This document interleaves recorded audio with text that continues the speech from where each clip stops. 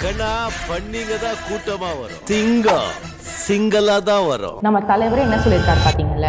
அப்புறம் நீங்க ஏன் ஏஐ படிக்கணும்னா எல்லாரும் கூட்டம் கூட்டமா போற யூஎஸ் கனடா கண்ட்ரீஸ்க்கே போகணும். 2 வருஷத்துல ஏஐ ஜாப் மார்க்கெட்டை டபுள் பண்ணி சிங்கம் மாதிரி சிங்கிளா இருக்கிற ஒரு கண்ட்ரி பத்தி நான் சொல்லட்டுமா? அதுதான் அயர்லாந்து. ஐடி ஜெயன்ஸான கூகுள், மெட்டா, ஆப்பிள் இதை மாதிரி 1500+ கம்பெனிஸ் இங்கே இருக்கு. இதில் நிறைய பேரோட யூரோப் ஹெட் குவார்ட்டர்ஸுமே இங்கே தான் செட் பண்ணியிருக்காங்க. ப்ளஸ் இங்கே மாஸ்டர்ஸ் படிக்கணும்னா 1 இயர் தான் எடுக்கும். ஸோ உங்களுக்கு எக்ஸ்பென்ஸுமே சேவ் பண்ணலாம். இப்போ ரீசெண்டாக expert groups on future skills need ஒரு ரிப்போர்ட் சப்மிட் பண்ணியிருக்காங்க.